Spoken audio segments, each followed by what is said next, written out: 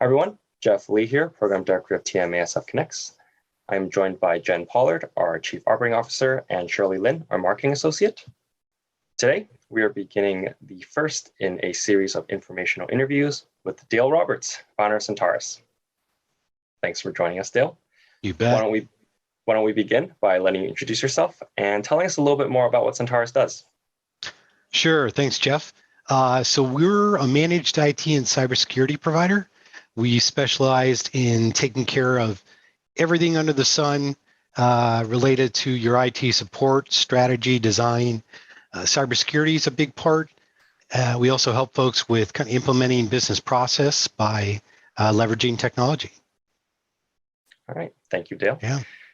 As a disclaimer, I would like to mention that Centarus is a partner and the IT team of TMASF Connects. We've been with them for a number of years, and they have been nothing but pleasant to work with. Our topic on this series of information interviews is, as you can probably tell, on cybersecurity. And today's topic will be on the overall scope of cybersecurity and some web browsing. And we'll have a fact sheet available online, and notes for some of the topics discussed today will be available at the end of the video as well. Jumping right in, Dale, what is the standard definition of cybersecurity, and how do you know you're practicing good cyber hygiene? So cybersecurity is the act of protecting the end user. It could be your PDA, your phone. It's already an old school term, PDA. It could be your iPhone, your Droid, your laptop. The act of protecting your server, your environment, even your zero trust virtual local area network. So it's the act of protecting those environments, those devices from any bad actors that may have malicious intent with stealing PII information. Oh, that's a long-winded answer. Dale, really quick, what does PII mean? Personally identifiable information. Okay, got it. Thank you. You bet. And Dale, how do we determine whether a website is legitimate or malicious? So probably the best thing to do to determine that is to look at, see if there's an SSL cert installed on the page. You can easily do so just by looking at the HTTP in the very beginning. A lot of times sites will just come up and they'll truncate that. So you may have to scroll to the left, but you can actually see HTTPS in the title. So that'll decipher if there's a cert on the site. Also look at the type of content on the site, whether there be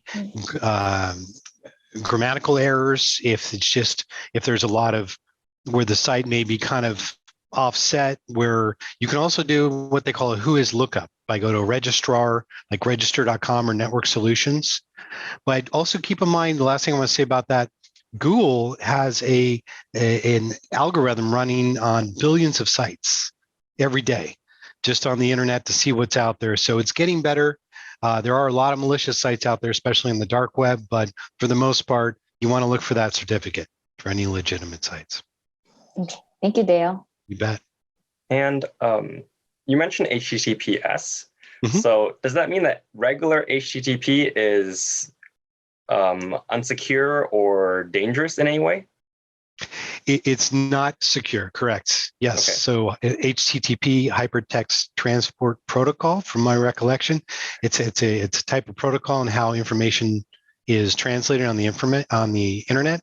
So with a certificate for anything, for a VPN, for a web browser, for how you connect from your phone, it's going to encrypt that connection.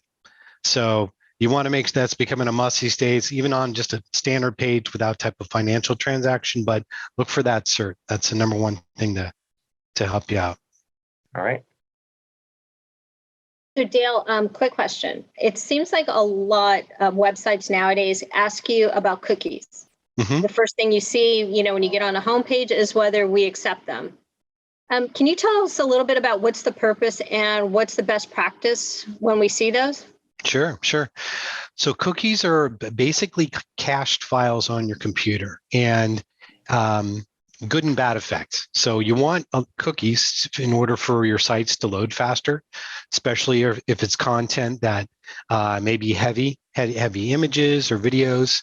Yet on the flip side, a lot of providers or companies want to put cookies out there to track your movements, to see what you're looking at, maybe how you navigate a site, what you're buying, how long you may stay on a page. So they're good and bad. That's why you're seeing there's a new regulations that's passed. You're seeing a lot of prompts probably for the past year, 6 months on going in there and modifying your cookie preference. So I think that's here to stay, unfortunately. Okay, thank you. Yep.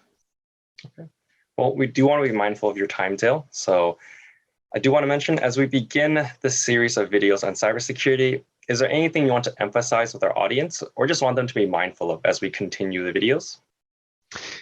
I think it's just being overall cognizant of your security, how you're dealing with your information, whether it be personal or through your work. Follow your trainings. If you're not following an ongoing regimen of cybersecurity trainings, start doing that with your IT provider or your MSP, and constantly educate yourself. I think that's really the biggest takeaway.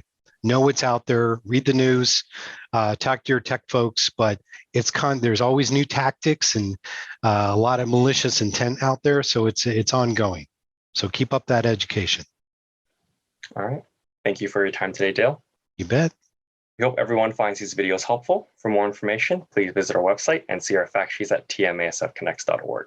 If you want more information on IT solutions, please reach out to Centarus at centarus.co. All right. Thank you, Dale. See you next time. Thanks, Jeff. Okay. Thank Bye-bye. you.